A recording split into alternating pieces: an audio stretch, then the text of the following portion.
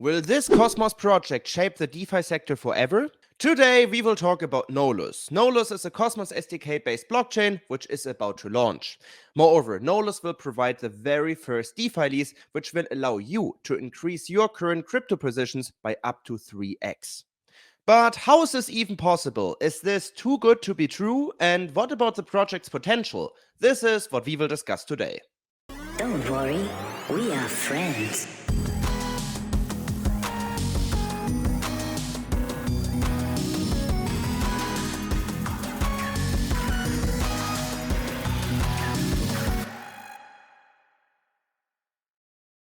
Before we get started though, welcome to the FRENS VALIDATOR YouTube channel. I'm Juri Maibaum, co-founder of FRENS VALIDATOR, and we believe that by 2030, 90% of all financial transactions will be executed on top of proof-of-stake chains.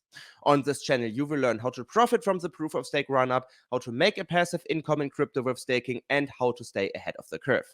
If this sounds interesting to you, then go ahead and subscribe to this YouTube channel. But now let us talk about Nolus. Again, Nolus will be a Cosmos SDK-based blockchain, and besides, Nolus will be IBC-enabled from the very beginning. The project is following the AppChain thesis, aka building a blockchain that is tailored to one specific use case or product. In Nolus's case, Nolus is building the very first DeFi lease. But what precisely does that mean? Therefore, let us have a closer look at the Nolus website. I want to scroll down to the very end here, just to give you an understanding by whom Nolus is being backed, and also to connect some familiar faces with it, as you can see here. For example, Everstake invested in Nolus, as well as Strangelove Ventures and Tokenmetrics. So there are some familiar faces here. And besides that, Nolus also has a couple of very prominent advisors, such as Zaki Manian, Jack Zempolin, or Tyler Schmidt from Strangelove Ventures. So this is pretty good to see, like a very good sign that you have legit and very prominent cosmonauts here backing this project. But now let us go once again to the start. And here it says that Nolus will be the world's first DeFi lease, and it allows you to own up to 3x more assets than your equity.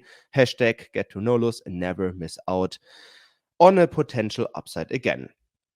So this is pretty promising, or sounds pretty promising at least.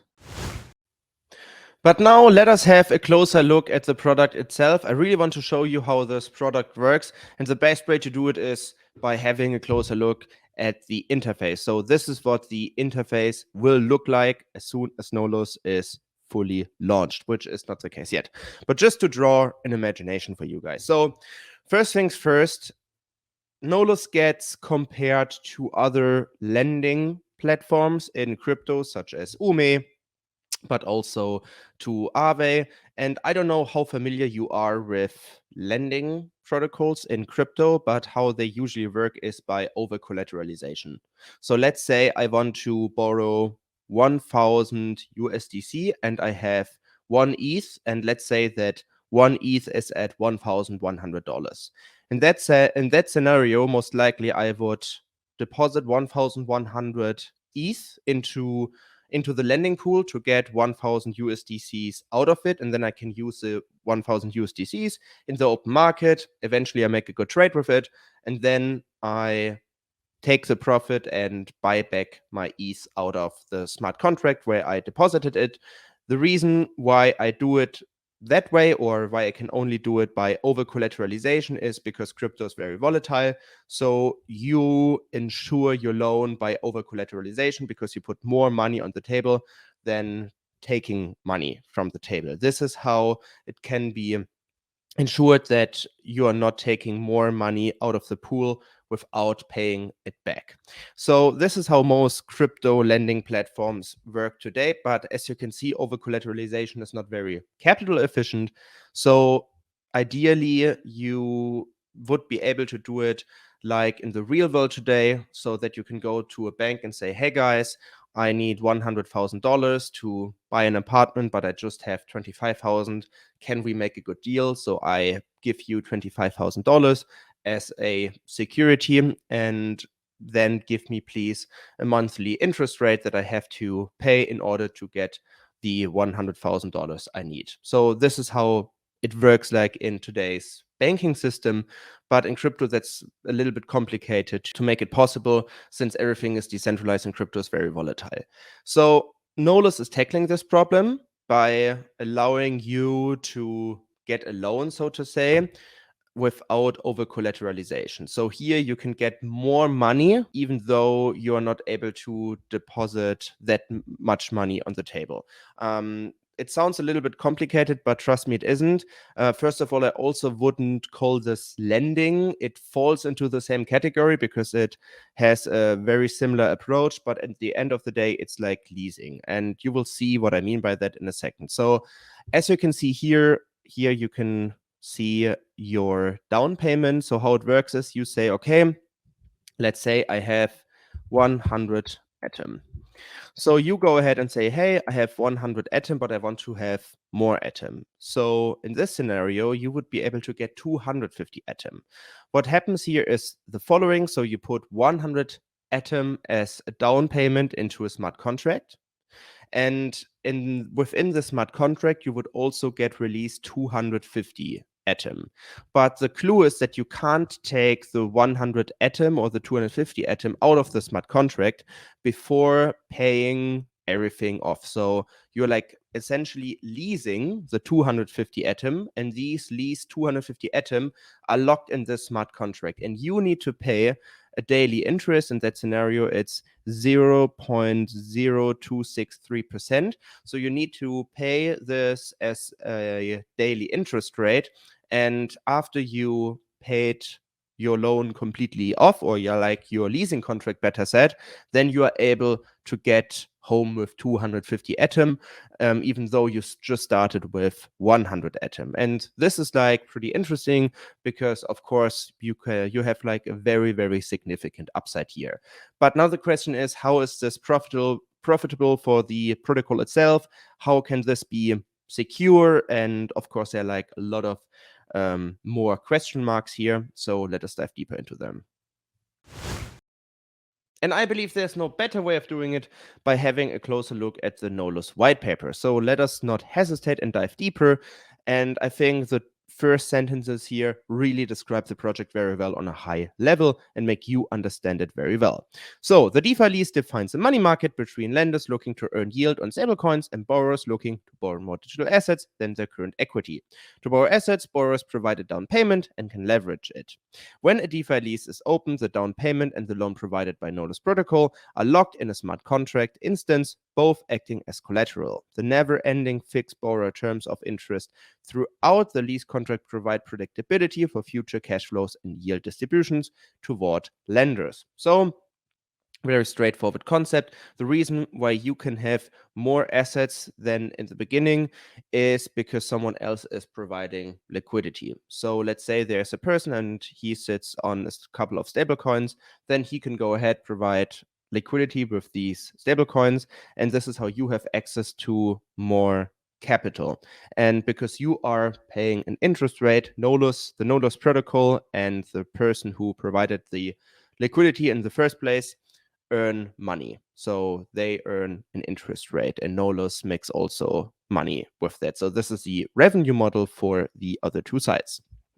And what I also find very interesting and important to mention is that if you are not able to pay back the interest rate at some point, then you are getting liquidated. So let's say you provided, like in the example that we mentioned before, let's say you provided 100 Atom and you're not able to pay back the interest rate and the money that you owe the protocol and the liquidity providers, then you get liquidated at some point, especially if price is falling. But we will get to that in a second. But yeah, you are at risk of getting liquidated when taking out a lease from the leasing protocol, so to say.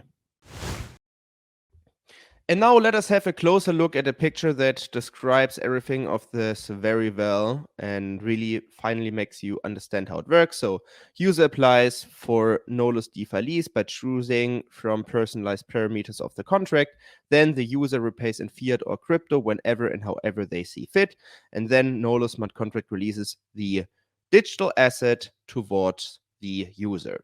So Very, very straightforward concept. So you lock your coins away, like you deposit, and get your coins again, including with the coins you leased when you completely paid it off with crypto or with fiat. This is how the project works, and it's pretty straightforward if you ask me. But of course, there are also some rules. Again, if the current price of the digital asset is above the current loan debt due, then everything is fine. If that's not the case, you are at risk of getting liquidated or partially liquidated. And I think this also makes a lot of sense, because if you are running at risk that you owe the people money, or the liquidity providers, better said, or the protocol, then something has to happen, and this is what will happen. So your initial down payment is a security for that, and as soon as, for example, the price completely collapses of Atom, then you get liquidated. On the other hand, and this makes this whole concept very interesting, if the Atom price increases, so you deposited some atoms, like the 100 atoms in the beginning, and in total you will be able to get 250 Atom out of the smart contract, and while doing that the Atom price skyrockets, then you can pay off the lease by the increasing Atom price. And this is described here. In the case of price appreciation of the digital asset locked in the lease contract, Anthony, which is an example here, can use the upside of the price to repay the loan partially or in full. So this is what is the clue about Nolus, because this is, of course, especially interesting in a bull market where prices mostly go up. So what you can do is you can say, hey, I have 100 Atom right now and I want to have 250. And I believe that the Atom price will skyrocket in the next couple of weeks. Then you can go ahead and lease the outstanding Atom amount and just pay back the protocol and the liquidity providers by the price increase. But if you're unlucky and the Atom price is falling like crazy, then you are at risk of getting liquidated if you're not able to pay back the loan, for example. So this is very, very important to mention here. And now let us have a closer look at the network participants. It's also very straightforward. So you have, on the one hand, obviously the borrowers who want to get more exposure to an asset class, let's say Atom. And then you have the lenders who want to earn money on their provided liquidity. And then you have the investors who purchased NLS, the native cryptocurrency of the Nolus blockchain. We will dive deeper into that in a second. But what is very interesting here to read is users who purchase NLS tokens through buying on the open market, IDOs, or airdrops. So I find the last word very interesting here is airdrop. So apparently Nolus is planning to do an NLS airdrop very soon. Let's see how this will work out. And then you have obviously the stakers. So also Nolus is a classic proof of stake chain. Again, Cosmos SDK-based. People can buy Nolus and stake it, and therefore profit from fees that are being generated on the Nolus blockchain. And this will also ensure decentralization, obviously, and secure the chain. But speaking of the Nolus token, let us also have a closer look into that. Whether Nolus is an interesting investment or an interesting coin. Obviously, all of this is no financial advice, but it is how it is. We crypto people are interested in this type of information. So what is the token all about? In total, there will be a supply of 1,000 million Nolus token, aka 1 billion. This is the total supply. And here it is described how these NLS tokens are being distributed. I think there is nothing too crazy here. 24% towards the DAO treasury, 20% towards the token sale, 19% to the team, and so on and so forth. So this is pretty straightforward. But what I find very interesting is the inflation, because I don't know if you have checked out this episode that we recorded a couple of months ago about tokens with a high inflation. So, for example, FMOS, Osmo, and all of these tokens, they suffered a lot when the bear market kicked off because these tokens were inflated like crazy. And this is why they went down even further compared to other coins that are a little bit less inflationary. But here you can see a couple of things that are very interesting about the Nolus token, because in total the inflation will be 15%. So 15% of the total supply will be used for inflation, but these 15% will be distributed across 10 years. So within 10 years, these 15% will be minted. And this is pretty significant in a good way, because 15% distributed across 10 years is not much. So we can't expect like huge inflation with the NLS token, which is actually a good sign because Nolus is launching in these market conditions, so technically still in a bear market, and this is a good thing. So we won't see like a crazy inflation, which is eventually good for the Nolus price. But now let us have once again a closer look what you can actually do with the token. So what is the utility of the NLS token? And there are like some things. I mean, obviously you can use, I mentioned it in the beginning, you can use the NLS token to stake it, secure the chain, and profit from network fees that are being generated on the chain. But besides that, adjusted DeFi lease interest. Staked NLS tokens will grant borrowers lower interest rates when leveraging through DeFi lease positions. Reduced interest will be calculated dynamically based on the staking duration. The longer the staking duration, the lower the interest for consequent DeFi leases. And this is actually what I don't understand, because staking is a technical procedure. So you stake in order to secure the chain, and you help verifying transactions with that. And I don't understand how staking the NLS token can impact you borrowing money. So I don't see how these two procedures can be connected with each other. Because if I borrow money from the DeFi lease, someone else is providing liquidity for it.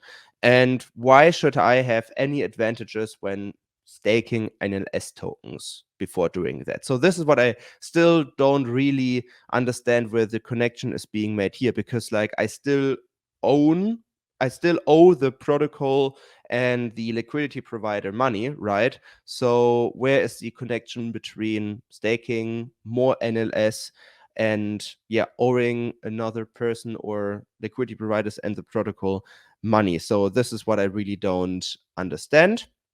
And now let us also have a closer look at the lender's tied APR incentive and the lease revenue. I do this all at once. Why? Because both are connected to each other. So lenders will have to buy and stake NLS tokens to increase their rewards on supplied stablecoins or tokens. The more users utilize the protocol, the more NLS tokens will be bought to achieve higher APR. Consequently, the token value will grow proportionally to the protocol's total value locked. And then lease revenue, the majority of the revenue will come from the interest-bearing DeFi lease contracts. Part of the total operating income will be used to buy back NLS tokens on the open market, which would subsequently be added to the Nolus incentives pool used to pay out lenders' rewards. So this makes a lot of sense at first sight to me, because you have this incentive pool, and this incentive pool is filled with NLS tokens, and more NLS tokens are being bought from the open market generated, or like this is possible because the protocol is generating an income with the interest rates, and the money from that, the generated income from that, will be used to buy more NLS tokens to fill up the incentive pool. And with this incentive pool, lenders can get more rewarded. So the lenders who provide liquidity will get more rewarded when they also stake NLS. This makes a lot of sense at first sight, and I understand the concept and the thought behind that. So essentially, the protocol wants to incentivize people to not only provide liquidity, but also stake the NLS tokens, which will help to secure the chain. But what I don't understand precisely is the connection why I should get a better APR by also staking the NLS token. So I understand that I get rewarded for staking NLS. That's logical. I also understand that I will get rewarded for providing liquidity, since there is a demand that I meet by providing liquidity. But I don't understand why I should get a better APR for providing liquidity because I also stake NLS. This is where I struggle to wrap my head around it. And why am I asking all of these questions? Well, on Thursday, we will go live with the Nolus team and we will dive deeper into questions like this. And this is like one of the urgent questions I have from my end. So Nolus is definitely a super interesting project. Still, there are some questions I really need to get answered.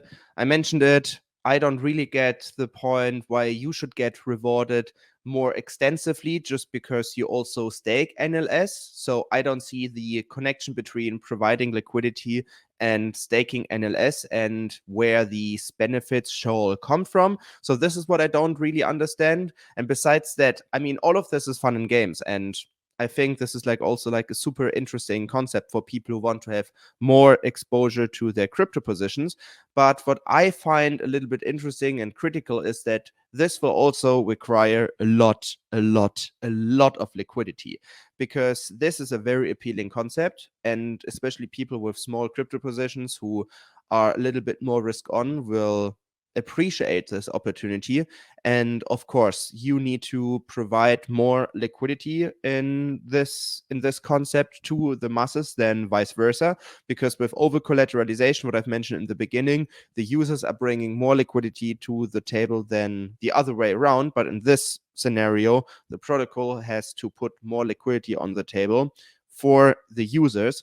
And yeah, as you can imagine, this is why the protocol has to incentivize people like crazy to provide a lot of liquidity, because otherwise the protocol would not be able to meet the demand of the people. So I'm very curious in learning more in how the protocol wants to achieve that goal in order to attract a lot of liquidity to make people use their product.